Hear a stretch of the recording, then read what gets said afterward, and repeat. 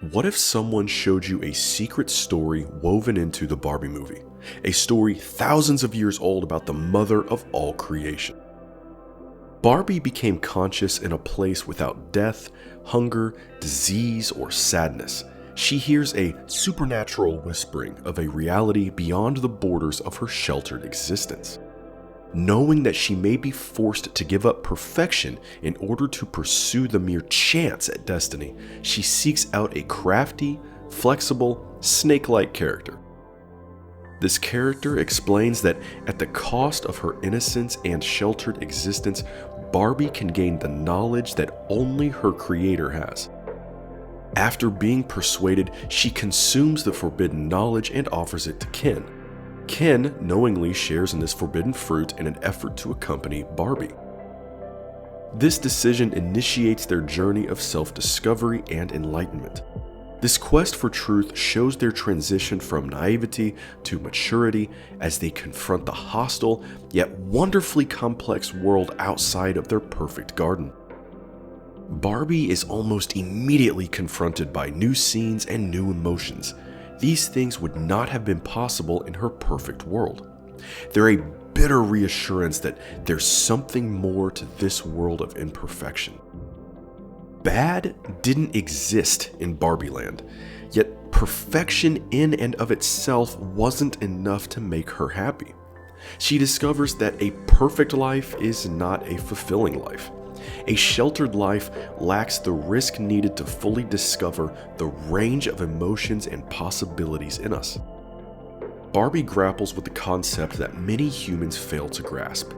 While we inhabit physical forms, we are also embodiments of abstract notions. These notions or ideas are the roles we play as service to others. We become caretakers as parents, partners in love, companions as friends. We become players and enemies at times. Alexis Carrel once said, "Man cannot remake himself without suffering, for he is both the marble and the sculptor." Stepping into these multifaceted roles gives us the gift of refining those roles. Their inherent imperfections can be sanded down in order to form a smoother idea of what that role should look like. Rather than running from the imperfect role she plays, Barbie embraces her responsibility to those around her. She embraces both the favorable and unfavorable aspects of her role. She doesn't shy away from the parts of her image that had become harmful to others. This is the first step in attempting to redefine the role she was put into. A deeper understanding of our imperfect nature will enable us to cut away the parts that blur the image of our purpose. Our pride says to accept ourselves as we are and demand others do the same. But humility comes not through demanding acceptance of our flaws, but in understanding how our actions resonate within society's framework.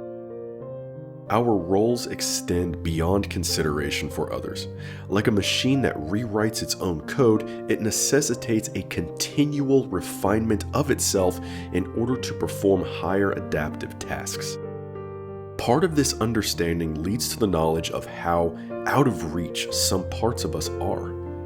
It is only through others that we are able to see our whole being. It is only through their perspective that we can perceive the parts of ourselves that may need to be pruned. The roles we fill aren't always smooth and comfortable. There may exist jagged pieces that require sanding down from generations of trauma. The important thing is not who's to blame, but that these pieces are dealt with before the next person fills that role. We understand that the role of father, or whatever role we play, will last far longer than our physical presence in our world. Barbie realizes she's going to leave Barbie Land for good. She's unable to go back to who she used to be. Eventually, our time and our roles will cease. What we wore as close as skin will be shed, and it will be time for another flawed human to step into it. It's not an easy thing to know. The sacrifices we make in our roles are numerous, but they're the only sacrifices worth making. Barbie joins a different world, knowing the people she leaves behind will never see her again. She'll never be able to play the role she once filled, and that's perfectly normal.